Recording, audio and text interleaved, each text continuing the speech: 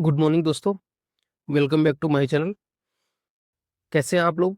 चलिए क्वेश्चन करते हैं जो कि सीजीएल 2025 प्री में आया हुआ क्वेश्चन है। बहुत इंपॉर्टेंट क्वेश्चन है, कोऑर्डिनेट ज्योमेट्री का क्वेश्चन है।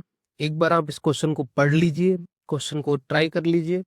बन जाता है तो वेरी गुड, नहीं बनता है तो इस वीडियो को बिल्कुल स्किप ना करें। इसमें समझने की कोशिश करेंगे कि क्वेश्चन में क्या पूछा है, क्या दिया है। और बहुत से लोगों को समझ में ही नहीं आ रहा होगा या थोड़ा बहुत प्रॉब्लम हो रही है कि करना क्या है, इसमें क्या की पॉइंट्स है जिससे समझ में आएगा कि क्वेश्चन में करना क्या है। देखो, एक चीज तो हर किसी को समझ में आ रही है कि लंब समद्विभाजक है। लंब मतलब परपेंडिकुलर है। परपेंडिकुलर में एक प्रवणता होती है और इंग्लिश में मुझे नाम नहीं याद नहीं आ रहा, एम से डिनोट करते हैं।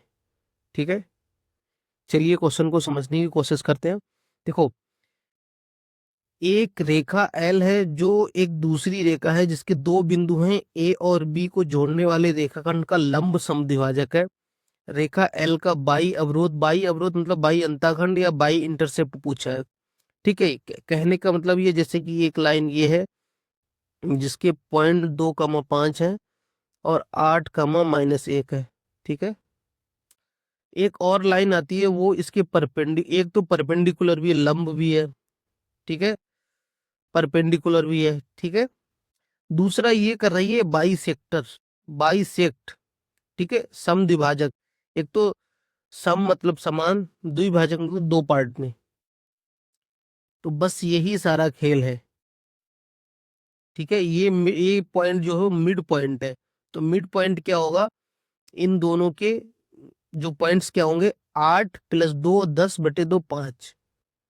5 में से एक गया 4/2 2। अब ये तो निकालना होता होगा कि अगर मिड पॉइंट पूछा है तो दोनों पॉइंट्स का सम डिवाइड बाई 2, कामा फिर बाई वाले दोनों पॉइंट अपॉन 2। ठीक है, सबसे पहले हम इनकी प्रवणता निकालते हैं। ढाल एम, वो क्या होता है, एम इक्वल टू होता है, मतलब M1 इक्वल टू होता है y2 - y1 बटे x2 - x1। ठीक है, y2 क्या है, -1 -5 8 -2 -6/6 बराबर -1। ठीक है, अगर M1 -1 है तो M1 M2 होता है, M1 into M2 equal to होता है -1। तो -1 इंटू इक्वल टू हो गया -1। तो M2 इक्वल टू हो गया है 1।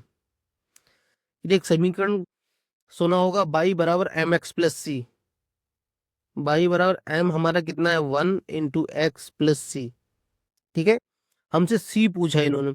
और ये जो लाइन है ये क्या है, इनके मिड पॉइंट से गुजरती है, जा रही है। ये लाइन जो जा रही है ये इसके मिड पॉइंट से जाएगी, मतलब कि ये जो पॉइंट 5,2 है वो इससे ही गुजर के जाएंगे।